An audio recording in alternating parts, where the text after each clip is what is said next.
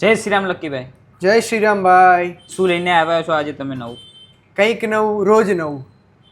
18 caret અને 14 caret બંનેમાં lab-grown ડાયમંડમાં તમારે જોઈએ છે, સ્વરોસ્કી ડાયમંડમાં જોઈએ છે કે સીઝેડ ડાયમંડમાં જોઈએ છે, જેવું જોઈએ છે કે સિલ્વરમાં જોઈએ છે, બધી જ જ્વેલરી મારી પાસે અવેલેબલ છે.